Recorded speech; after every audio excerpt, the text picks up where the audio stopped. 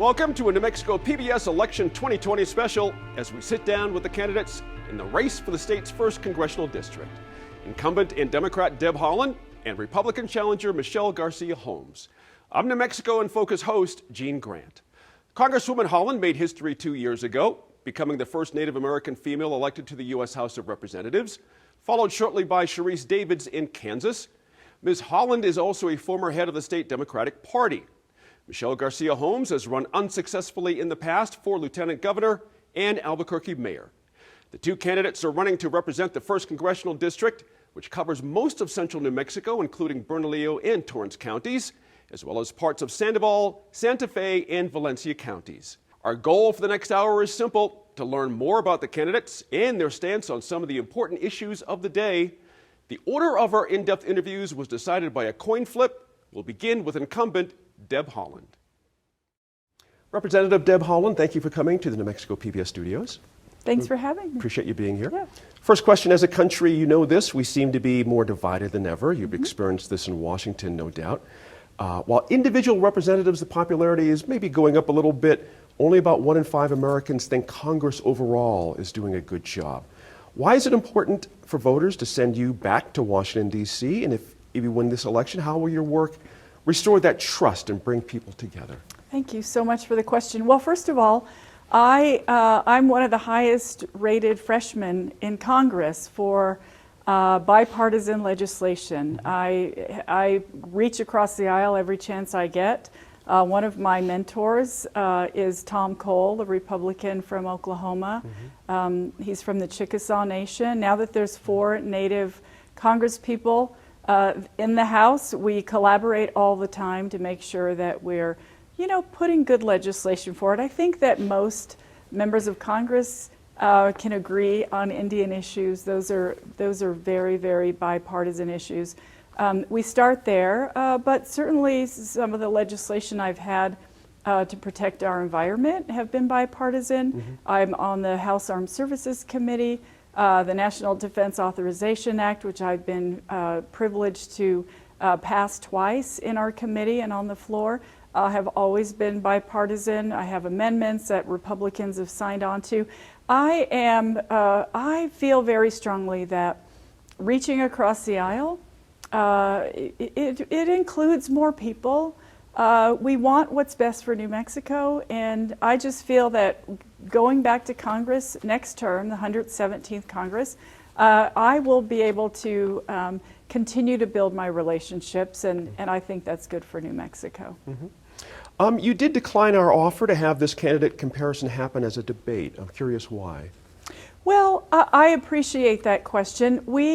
I like this. It's very safe, and it seems like in the time of the pandemic that it's good to take all the precautions that we can.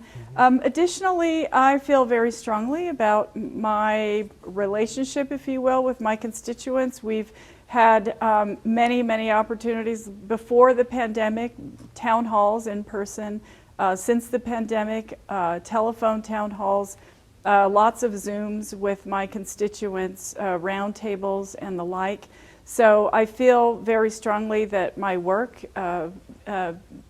with outreach and so forth has been really good, and I just think that that's what's important is my constituents. On that point, if you do win, would you commit to 3 televised debates in 2022? Would that be a possibility? I think if the pandemic is over, right, and things are a little bit clearer, I'd be absolutely happy to look at that, of course. New subject, police reform is a big topic, as you know. And what types of reform, if any, would you support? So, yes, police reform across our country. We've seen the protests, the terrible murders of George Floyd and Breonna Taylor. So sad, and clearly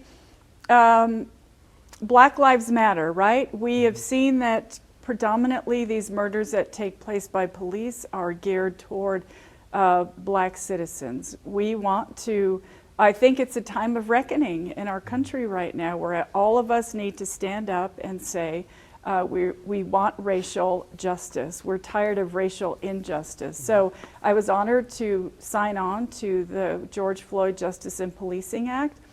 I think that bill, it does a lot to instill more confidence in the citizenry across the country. You know, police are made to wear lapel cameras, no chokeholds, you know, taking away some of the frightening things that black citizens and people of color have experienced through the years. You know, when I think about it, the George Floyd murders happened in Minneapolis. In 1968, the American Indian movement was started in that very city because of police brutality toward Native Americans. Right. So it's something that we all know too well. It's time for us to take a different course, to engage in more community policing.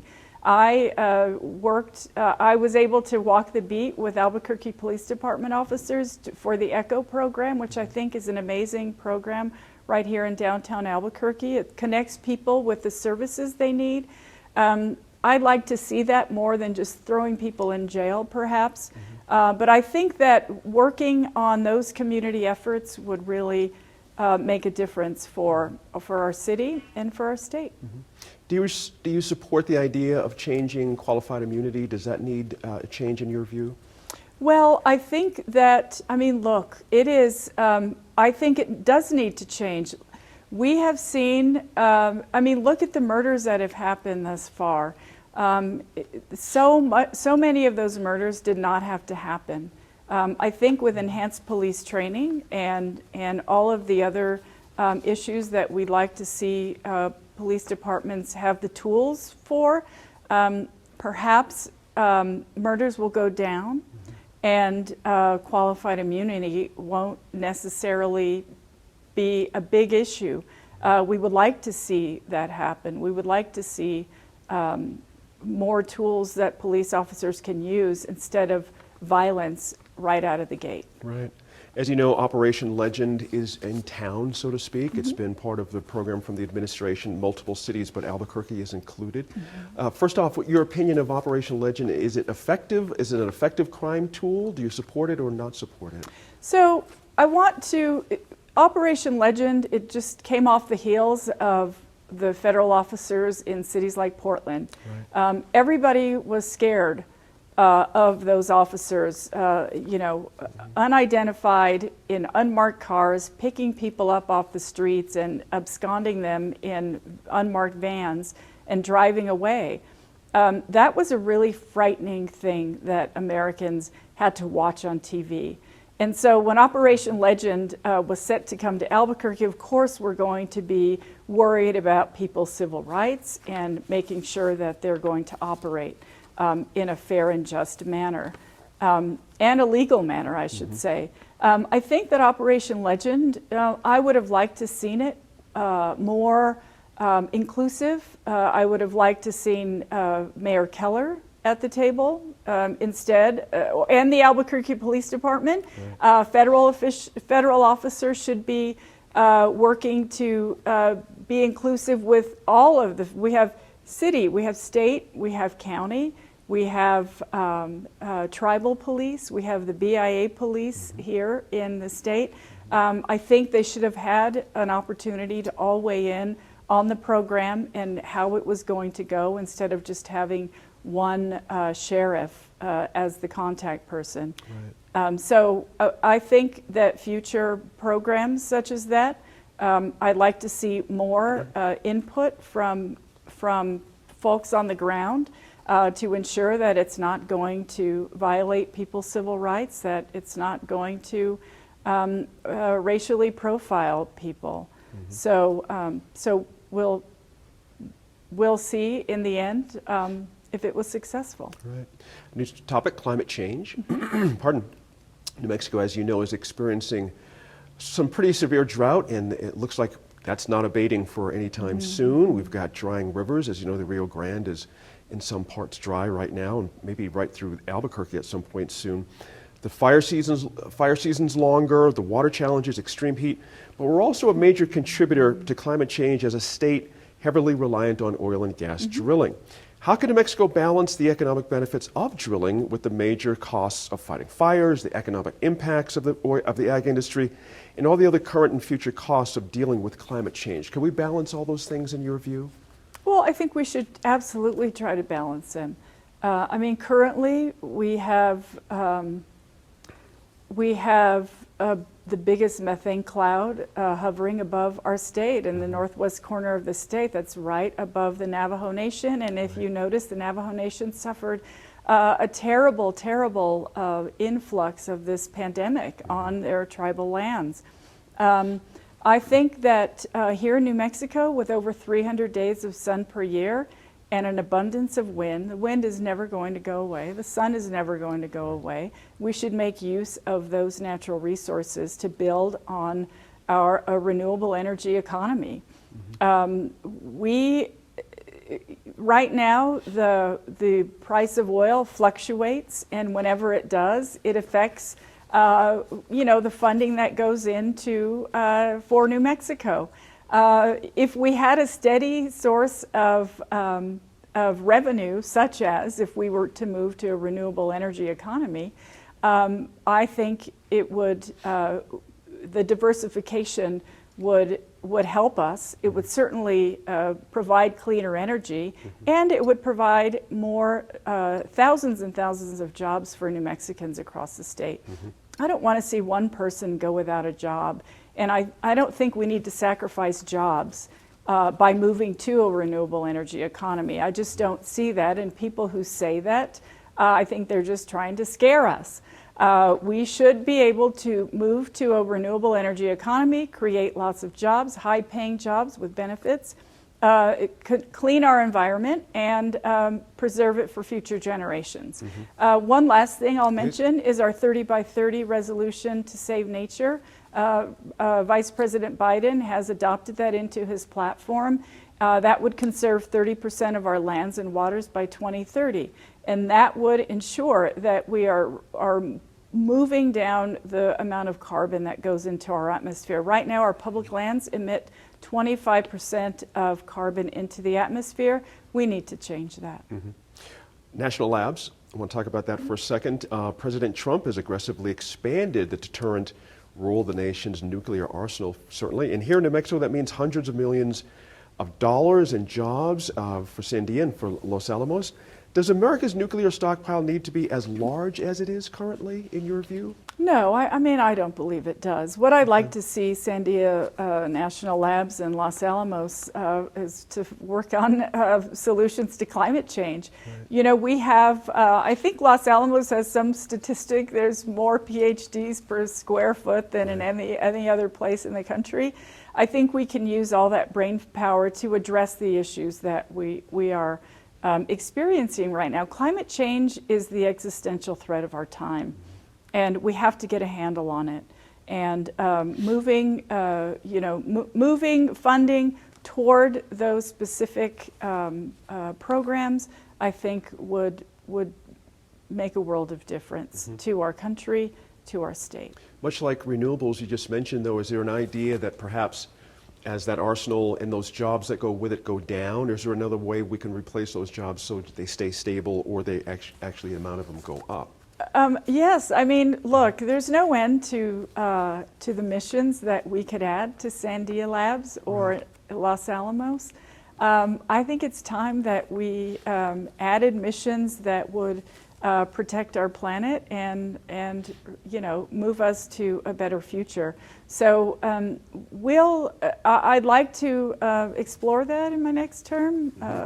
Right now, though, I was really happy that Sandia Labs, they had a part in creating PPE during this pandemic. They had a part in joining in to help with this terrible health crisis. And I really like that they're so versatile. So that tells me that perhaps we'll be able to find other ways to employ, keep the jobs and make a difference for our planet. I could see that. Since 2001, Presidents Bush, Obama, and Trump have used the authorization for the use of military force to justify a myriad of military actions, as you know, and that authorization was designed, as you well know, to respond to 9/11. Meaning there are now men and women serving who weren't even born, interestingly, when that was passed. Should Congress end that authorization, and what's your reasoning if so? Well, I think that it's fairly clear that with this president, who is extremely unpredictable and very self-serving, that we need to be prepared for that. I don't think that, I think that we need to think about what's the worst that could happen, right? Mm-hmm. How would a president abuse this power? And that's why, everyone is seemingly so concerned about this. So yes, I think for the good of the country, Congress should have a say in how we're using the power. I mean, there's 435 of us from all different parts of the country. Our representation of the people that we serve is an important voice in that conversation. So I absolutely would like to see that. Mm-hmm. Immigration and Customs Enforcement has been housing non-criminal migrants at the Torrance County facility, detention center, I should say, which is run by a private company. A report by Searchlight New Mexico says they've gone on a hunger strike for some time there, worried about COVID and their treatment at the jail. Is this facility something you'd like to see remain open, operating as it is in the district? And what oversight, if so, might they need to have if they are to remain open? This pandemic is dangerous. It's deadly. Over 200,000 people in this country have died from this pandemic. We should not be holding people in close confines anywhere. I mean, are they? Why are they being held? Could they be released? Could they stay with family? Are there other scenarios that we could help these people to not be confined in that place? We saw all the photographs of this immigration policy that the president has employed. There were children in cages. There were men and boys packed into jail-like areas. No anything, no showers. They were crying for showers to the vice president. It was very stark. This is a nightmare for so many people, and during this pandemic, every single person who is in this country needs to be able to get a test, needs to be able to get treatment, because one sick person, they could pass that on to so many others, as we've seen with President Trump and his super spreader at the White House. The pandemic, it spreads like wildfire. So no, I would like to see, we have been working on this issue. We believe that everybody in this country needs to get the medical attention that they need during this public health crisis. DACA students, lots of court challenges and legal back and forth on this issue certainly this year. As it stands right now, the program is not dead despite attempts from the Trump administration, but the government isn't taking new applications. They're just renewing, as you know, existing DACA students. Do you think they should be accepting new applicants? Why or why not? Of course they should. Of course they should. These are folks. These are kids. I mean, they're not all kids, but they're students. They're part of the workforce. They're young people who, this is their country. This is where they were raised. They don't know the country from where they came. I personally have friends, mentees who belong to the DACA program. It is a successful program. It helps these DACA recipients to gain an education, to be active members of our society, to work and add to the diversity and amazing work that we do right here in New Mexico. I think it's a tragic mistake to target students, whether it's on the DACA program or whether They're banning foreign students or banning certain groups of people according to their religion or their color from our country. It has had a terrible effect on foreign students at all of our universities across the country. And I think that is a tragedy because we're not part of a global education system in that respect. We need to be able to offer students these opportunities. I mean, look, you could name 100 immigrants if you put your mind to it right on the spot who have come to our country, gained an education here, become part of our great society. We are a welcoming country, and we need to stay that way. Mm-hmm. What's your opinion of the New Mexico's response to the Yazzie Martinez decision? Curious what you think. Well, I mean, look, I want every single student to have a quality public education, and I want to make sure that this. We need to pay close attention to this issue. And I truly do support every student having the opportunities that they need to be successful, and that means a quality public education for every single student. And certainly students in Indian country, they deserve opportunities as well. Of course, this pandemic has complicated so many things. I'll take a moment to say that broadband internet service is something that we are working on every single day because we realize the importance of it across our state. Can I ask you a question on that point? Have you seen any models out there from any other states, rural states, that excite you about possibilities for New Mexico to get more broadband out there? Anything out there that's as a model? So what I'll say is one of the bills that we introduced, digital reservations, it would allow tribal nations to access spectrum licenses, right? So they can essentially have sovereignty over the spectrum on their lands. Everybody deserves to communicate in 2020, and so that's something that we saw a need for, that we did. And I think we can absolutely go further. I appreciate that. Back to the pandemic for a quick sec, because it's just what is right now.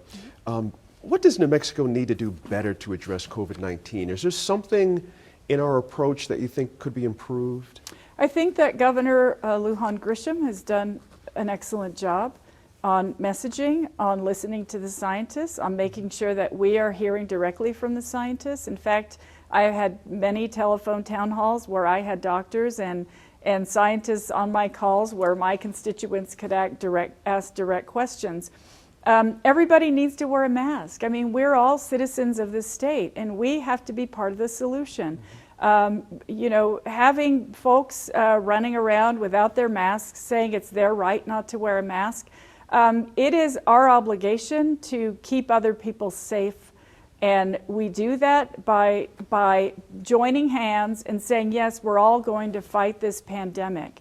I think it was appalling that President Trump had a rally, a women's bus going through New Mexico, nobody wearing masks. Everybody just, there in close quarters without masks on.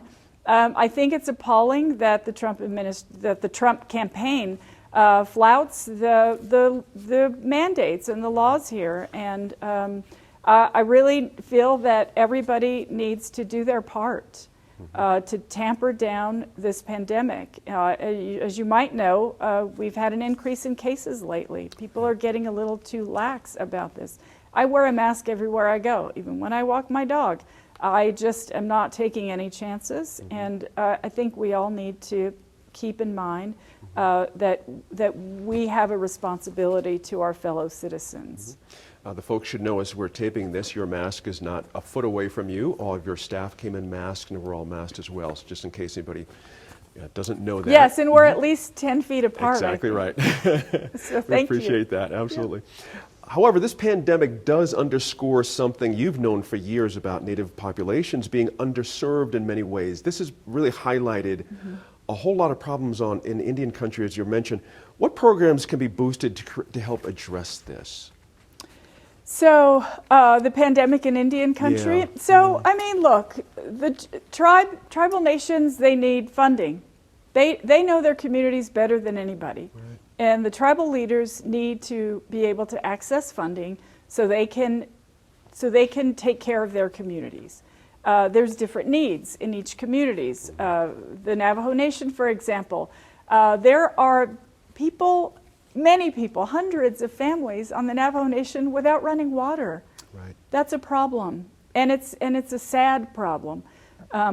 We need to, and I'll say that in the CARES Act, we wanted to give tribes $20 billion, tribes across the country. New Mexico tribes would have gotten their share of that.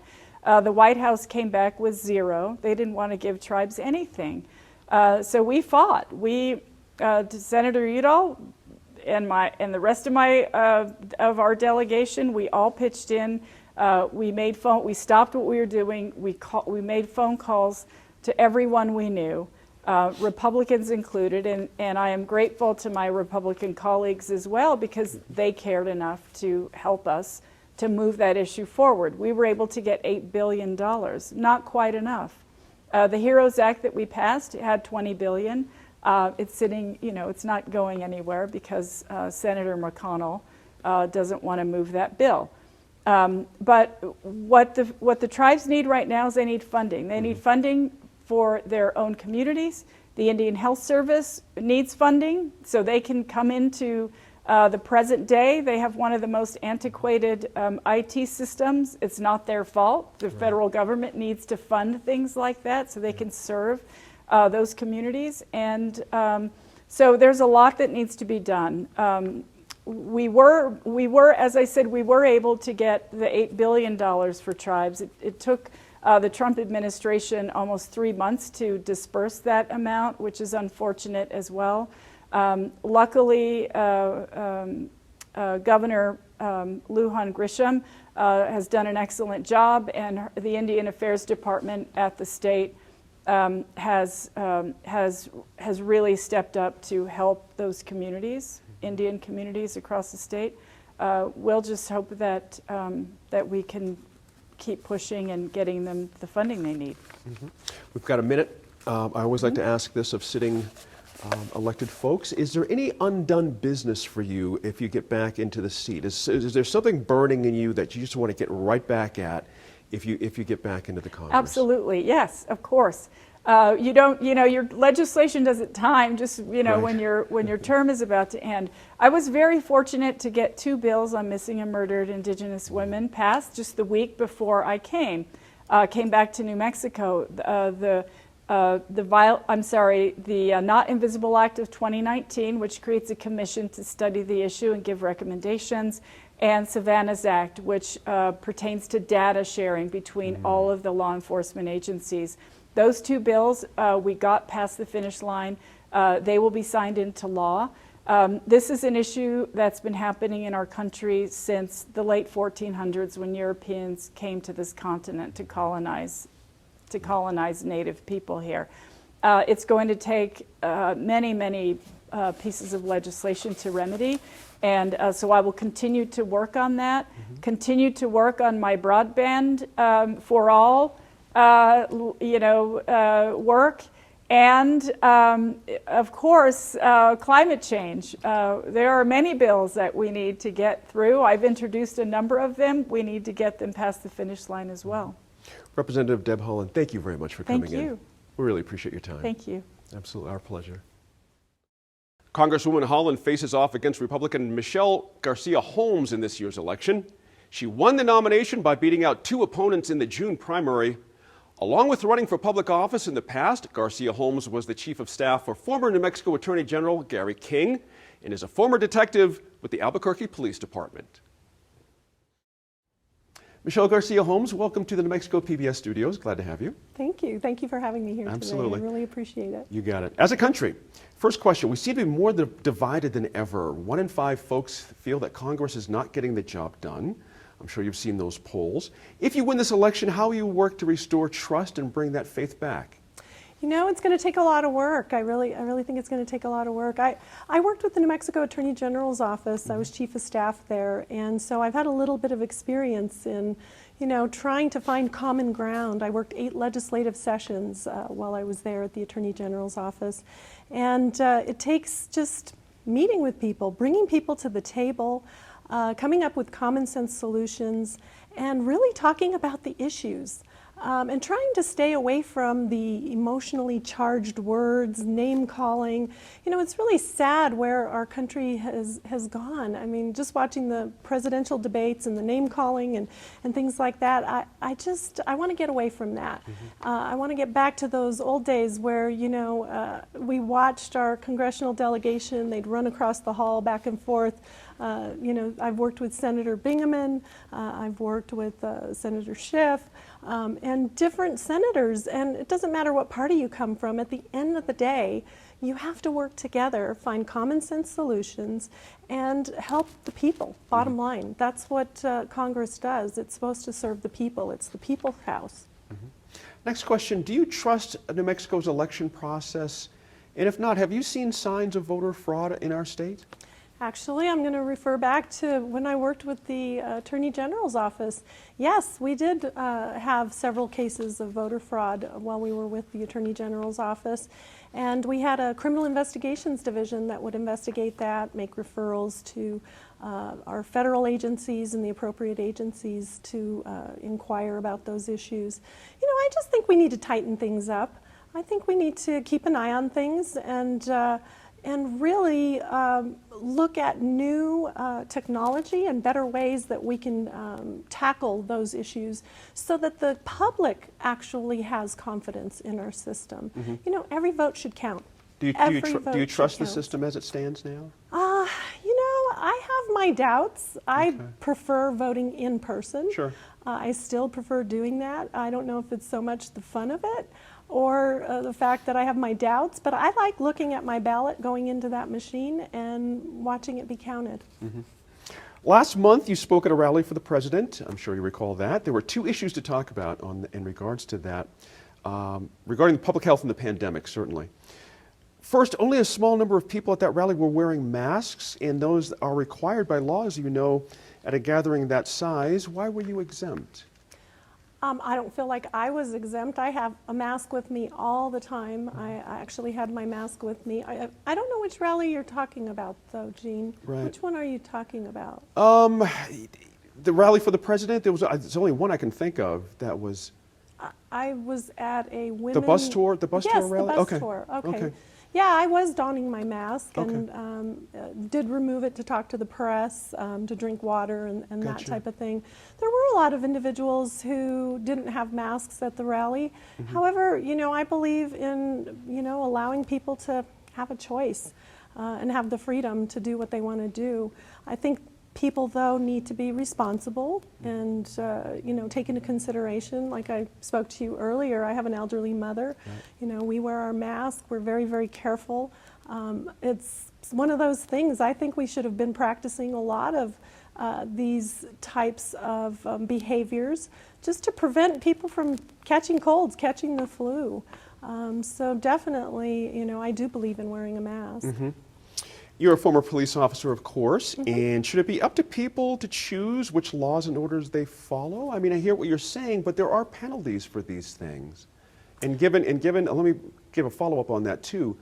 Obviously, we have the Rose Garden situation. We had a lot of folks there that didn't have masks. So I'm curious, if you mash all that together, I'm curious what your position on masks is, or in regards to choice. Should it be a choice, or should it just be required by law? I still believe it should be a choice. Okay. You know, I see a lot of people who wear masks, and I truly believe it should be a choice. I practice it myself, but I see a lot of people, and they have various reasons why they don't want to wear their mask. I know quite a few people who have health issues, asthma, things like that. And, you know, you start getting into the weeds a bit, Gene, when, you know, someone approaches somebody and then they start talking about their health issues, and you start to really get into maybe possibly HIPAA issues, things like that. You know, we had to be very fast and furious about how we handled COVID, because we didn't know a whole lot in the beginning. So, I think because people get conflicting information, CDC said the mask isn't helpful. Other people say, the masks, particulates can still get through the masks. I mean, I think people really, at the end of the day, they will comply when it seems like they're getting the correct and truthful information. I think that's why we have a lot of people who don't want to comply, is because they don't feel like they're getting enough information from our state elected officials. Right. If I recall this correctly, I believe you favored a much smaller relief package than the Democrats did on that first relief package that went out, including money to help state and local governments. Why will a smaller package be better in your view? Initially, I supported the stimulus package that came through from the federal government. I think we needed to jump right in and shore up our economy, make sure that people were taken care of, make sure that they could feed their families, make sure our businesses could still stand in place. But as we proceed forward, I truly believe we should start opening up our economy. I think we know more about the virus now. I think we have more information. I believe that we can take precautions with our business owners. I think they have a lot more information now on, how COVID works and what they should be doing to be preventative. So now I actually do support a smaller package moving forward, because I would like to see Americans get back to work. And I think they want to get back to work too. That's what I'm hearing from the voting public. Do you support the administration's stance on rolling back the Affordable Care Act? I have a lot of history with this. When I was with the New Mexico Attorney General's office, we had to print out and examine the entire Obamacare package. It was 7 5-inch 3-ring binders. It was quite the package. Right. A lot of pork in there, a lot of dollars that weren't even going to health care were being spent in that. And upon review, I really feel like this isn't working for us. And my opinion is, let's take the good things from it and let's move forward with it. But there's a lot of things we need to do in healthcare, and we need to sit at the table and come to the conclusion where both parties need to work together and come up with some common sense solutions for healthcare, because people deserve healthcare. They deserve good healthcare. And at the end of the day, I don't think we're doing that. I don't think we're getting along with one another and coming up and compromising and coming up with really good solutions. You do say that folks deserve health care. Is it a fundamental right to you? I believe so. I believe people need to be able to have access to affordable health care. Yeah, definitely. I want to stay on health care for a quick sec. Should insurance companies be prevented from using pre-existing conditions to deny health care? No. Okay. I don't believe they should. If someone comes in with a pre-existing condition, they should be treated. I think that's really something that is very important, especially in this day and age. The levels of people that we have with diabetes, cancer. I mean, you just think about some of the health issues. I have a health issue. I have thyroid, and I have to take medication for that every day. You have pre-existing conditions. Why should you be treated any differently than anybody else? Healthcare is healthcare at the end of the day. You need your health issue resolved, right? Gotcha. As you know, the Rio Grande is drying. There's reports out this week that even here in Albuquerque, we may see the Rio Grande go dry in the next few days or a week or so. We've got longer fire seasons, extreme heat. We're feeling climate change now, certainly. But we're also heavily reliant on oil and gas drilling, as you know, here in New Mexico as well. How can New Mexico balance the economic benefits of oil and gas drilling with the major costs of fighting fires, the economic impacts of the ag industry, and other current and future costs of dealing with climate change? How do you square all those things? We need to find solutions to our water issues. New Mexico is a desert. We've always struggled with our water issues over the years. When the San Juan Chama project came through, we thought, oh wow, this is going to be great. This is going to be a solution to our water issues. However, we see now, the demand is bigger, and we have to work on ways to, serve our agricultural community as well as, you know, our people. And we have to understand, living in a desert, there's certain things we can't grow here either. You know, so I think we need to start taking those things into consideration. Oil and gas is huge for us. You know, I support oil and gas, and I do support fracking. I do not support a ban on fracking because, you know, it leads directly to education. And what does New Mexico do? We're struggling. We're 50th, you know, 49th, 50th, 48th. We go back and forth. Our graduation rates are dismal. I think we have to work to start spending our monies more wisely and look at what's working and start doing that. Can you name some things that might be specific to this district, to CD1 in that regard? In regard to education? No, I'm sorry, to climate change and all the things we're talking about. Is there anything specific you want to go to Congress with to make some changes that'll be impactful in CD1? Well, one of the biggest issues to me is crime. I mean, we have to tackle our crime problems. Right. CD1, Albuquerque is the heart of CD1. But CD1 is a mix of community. We have agriculture, farming, and we have urban areas. But one of my priorities is to work with our federal partners to tackle our crime issues. I think that's one of the biggest problems we have. We talk about, you know, diversifying our economy, getting businesses to come here, but that's not going to happen in a high crime demographic. I mean, when you look at Albuquerque, we're considered nearly 4th in the nation for violent crime. Right. That's why President Trump sent Operation Legend and Operation Relentless Pursuit here. You know, working in law enforcement, Jean, I've worked with federal agents on various issues, and back in the 90s, we worked with operations just like that to tackle our gang problems, to tackle drug trafficking, to tackle violent crime. So these aren't unusual operations. I want to continue to see that happen, and I want to continue to get federal funding for our law enforcement, for training, for collaboration to tackle these issues. On that note, police reform is a big issue right now. Are there any specific types of reform that you would support? I will always support training for law enforcement. I think that is a given. We have to do that. And we have to have better recruitment efforts. We see that law enforcement agencies across the country are having difficulty with recruitment efforts. And when you have trouble with recruitment efforts, you lower the standards. And I think that's one of the problems we've seen across the nation. When I was with the Albuquerque Police Department, I helped work on accreditation for our department. And at that time, we were one of the premier law enforcement agencies in the Southwest. And I think that's one of the things that I would like to do when I'm in Congress is work on accreditation for law enforcement across the nation, especially here in New Mexico, because that's who I'm serving. But I think that's going to be a huge issue to tackle. And definitely training. That is something we need to focus on immensely. Do you support a minimum threshold for education for officers? Meaning, is there a certain level of education that you feel is appropriate to become a police officer?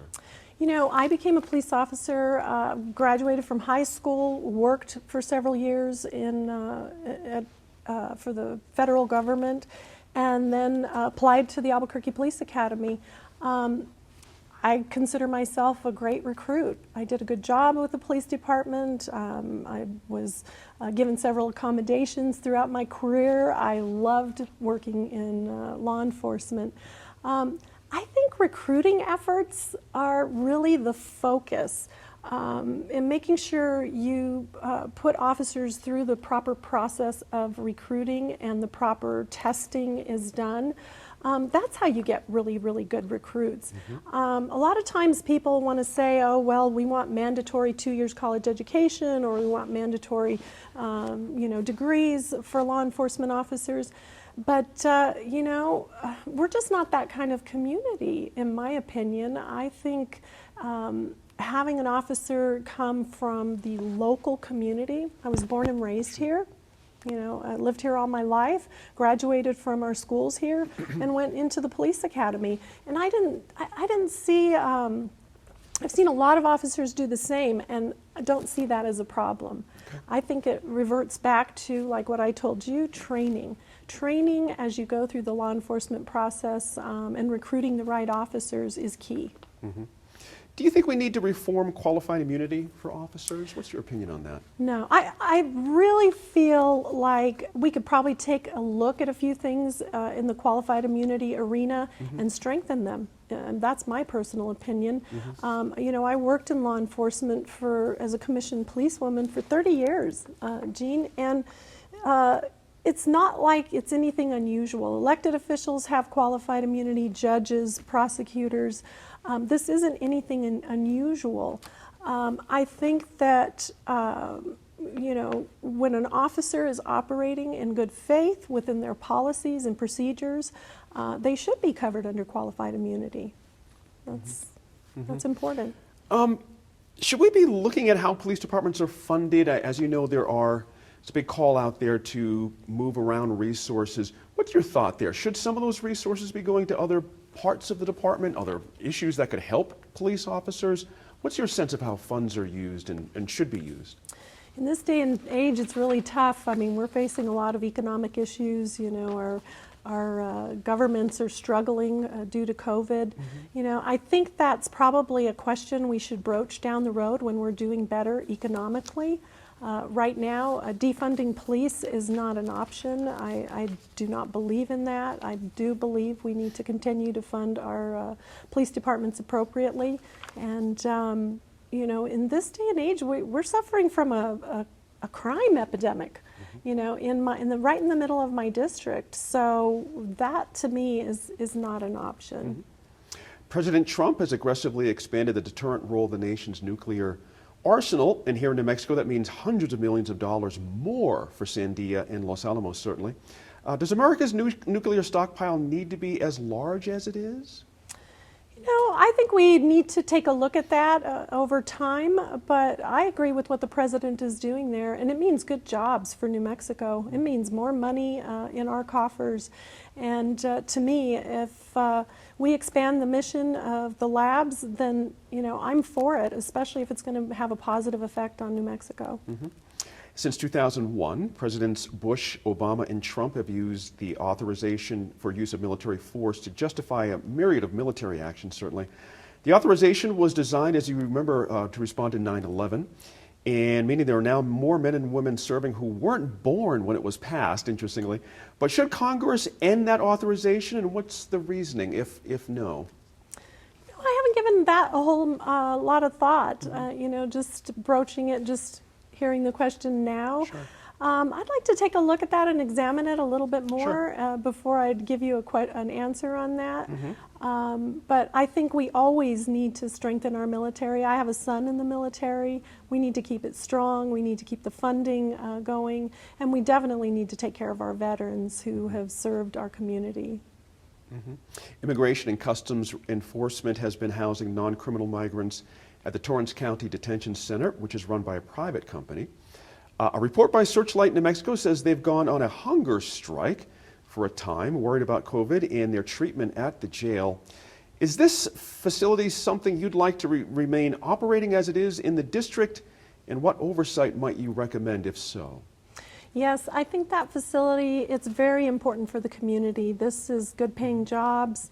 You know, we did close down a couple of other communities or a couple of other correction facilities in Torrance County, and this had a huge effect on the county. You know, we need jobs in rural America. And rural New Mexico especially. You know, when you drive across our state and you drive through some of these towns and you just basically see them dying because there aren't any job opportunities, and that's a problem for New Mexico. We need to expand those opportunities, and I would like to support Torrance County in that arena, definitely. I've had several conversations with the constituents in Torrance County, and they want to see it open and they want to see it expanded. DACA students, let me go there for a quick second. Lots of court challenges and legal back and forth, as you know, on this issue this year. Now, as it stands right now, the program is not dead despite attempts from the administration, but the government isn't taking new applications either. They're just renewing existing DACA students. Do you think they should be accepting new applicants? Why or why not? You know, we need to resolve DACA. I think this has been an issue where it's been politics over people. These DACA young people have, I mean, they're like 20,000 of the workforce that have been working in healthcare, taking care of COVID patients. It's time to resolve DACA. And that's something I'm going to work towards when I'm in Congress. I'm tired of, you know, the parties fighting and going back and forth. I mean, and even using it, you know, what I've seen from the left is that they use it as an emotionally charged issue. These are people's lives. These are people that are, you know, being held at bay because all they want to do is become naturalized citizens. They've gone to school here, they speak English, they don't speak Spanish, you know, their mothers and fathers came to this country, and it's a paperwork issue. Right? At the end of the day, it's, you know, let's take care of DACA and resolve it and move forward and have real immigration and fair immigration reform. There are so many good people who want to come here. And, you know, I don't believe in shutting our doors. That's what America is. It's a melting pot of people. My family came from Spain. You know, and I'm just grateful they had the opportunity to come here because I love New Mexico. My great-grandfather loved New Mexico and settled in the Santa Rosa Pastura area. He was a rancher there. And so, you know, people, immigrants have beautiful stories. And if you've ever been to a naturalization ceremony, they're just, you cry, you laugh. I mean, they're just the most beautiful ceremonies you've ever seen in your life. And these people take such pride in becoming Americans. Let's resolve our immigration issues. New question. What's your opinion of New Mexico's response to the Yazzie Martinez case? As you know, that says that the state has not been providing an adequate primary education to students in a number of vulnerable categories. What's your thought on how we're handling that? You know, the governor didn't want to handle it, right? I mean, she filed court action to make the lawsuit go away, basically. At the end of the day, no, we need to resolve this issue. Our young people are not getting the education they deserve, and it really, really upsets me to hear the latest stats. You know, there's a huge digital divide here in New Mexico. 25% of our kids do not have access to the internet. 18% of them do not have a device to utilize to go back to school. I mean, that is huge when you think about it, Jean. A lot of our kids are not getting educated, and right now during COVID, and we've got to resolve this issue. Broadband is an issue that has been a promise from our congressional delegation for years now. I've listened to them, I've seen it on their postcards that they mail to the voter, I've seen them on TV talk about it. They always bring it up every election cycle. We're going to get broadband for all of New Mexico. We're going to get broadband for rural New Mexico. You know, enough talk. Let's go to Washington and get it done. I mean, this has created such a huge issue and goes hand in hand with the Yazzie lawsuit. Let me ask you, I'm glad you brought that up. Have you seen a specific case out there or a model for broadband that excites you in a rural part of any state across the country? Is there something you can point to? Yeah, you know what I saw recently is T-Mobile was creating hotspots for our kids, for our students.